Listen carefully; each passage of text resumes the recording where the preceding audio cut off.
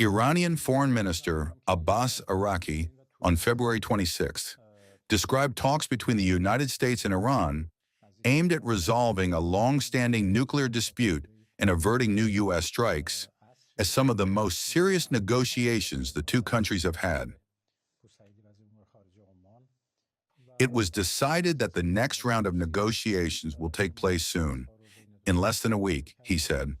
The Iranians, he added, had clearly expressed their demand for lifting of U.S. sanctions, which Washington has long insisted will only come after deep concessions from Tehran.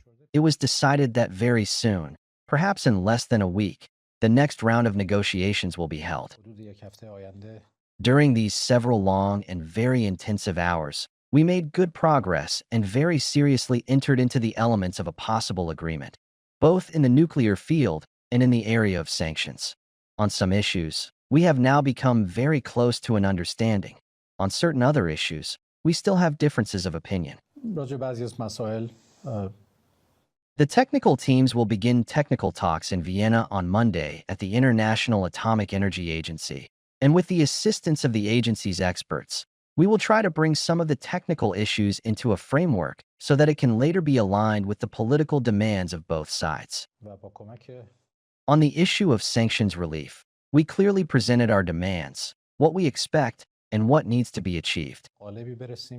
Regarding the U.S. unilateral sanctions, their various dimensions, as well as the discussions in the UN Security Council, the differences of opinion concerning these sanctions and what should happen were clearly stated from our side.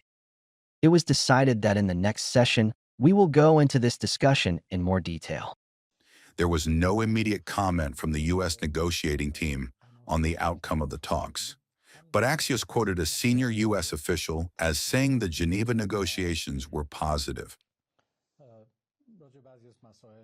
The discussions about the decades-long dispute over Iran's nuclear work come as fears grow of a Middle East conflagration. Trump has repeatedly threatened action if there is no deal. The U.S. military has amassed its forces in waters near the Islamic Republic. And we do have some work to do with Iran. They can't have a nuclear weapon. It's very simple. You can't have peace in the Middle East if they have a nuclear weapon. And they can't have a nuclear weapon. And they've been told that very strongly. And now is the time for Iran to join us on a path that will complete what we're doing. And if they join us, that'll be great. If they don't join us, that'll be great too. But it'll be a very different path. They cannot continue to threaten the stability of the entire region, and they must make a deal. Or if that doesn't happen, I maybe can understand. If it doesn't happen, it doesn't happen. But bad things will happen if it doesn't.